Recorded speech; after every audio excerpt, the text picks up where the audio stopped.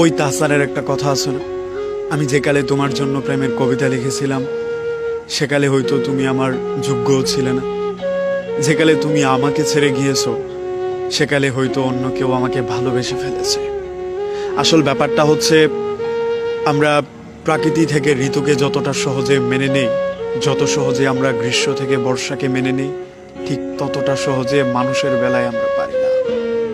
প্রথম দেখাতে একটা মানুষকে আমরা যেমন দেখেছিলাম, আমরা বিশ্বাস করেই নেই সারা জীবন মানুষটা তেমন থাকবে। আরে ভাই, মানুষ তো ভুল শুদ্ধ নিয়ে, সব সময় মানুষ একরকম থাকে না। সব সময় একটা মানুষের আচরণ একরকম হয় না। আজকে ভালো করছে সে কালকেও সেমটা করবে, এমনটা কিন্তু কোনো কথা না। আমরা মেনে নিতে পারি না একটা মানুষের বদলে যা, আমরা মেনে নিতে পারি না একটা মানুষের বিশুদ্ধ পরিবর্তন। আমরা একটা মানুষের বদনাম সুনাম কোনো কিছুই কেন যেন মেনে নিতে পারি না। একটা মানুষ আমার স্বপ্নগুলোকে ভেঙে গেল, একটা মানুষ আমাকে তছনছ করে দিয়ে গেল। আমার উঠে যাওয়া, আমার ভালো কিছু, আমার স্বপ্ন, আমার সামনে বেরোনো সব কিছু ভেঙে দিয়ে গেল। তারপর সেই মানুষটার বদনাম গেলে আমাকে বলা হয় আমি নাকি সেই মানুষটাকে কখনোই ভালোই বাসিনি।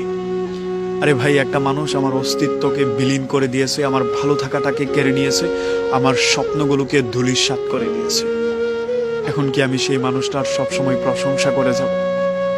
আমি কি সবসময় সেই মানুষটার ভালো থাকার জন্য চিঠি লিখে যাব? একটা মানুষ কখনোই চায়নি আমি ভালো থাকি। আমি যখন নিজেকে গুছিয়ে নিলাম, সেই মানুষটাকে নিয়ে স্বপ্ন দেখতে শুরু করলাম, তখনই সেই মানুষটা আমাকে ভেঙে দিয়ে গেল। তারপর আমি এই মানুষটার প্রশংসা কোনোভাবেই করতে পারি না। আর এই প্রশংসা না করতে পারাটাও আমরা মেনে নিতে পারি না।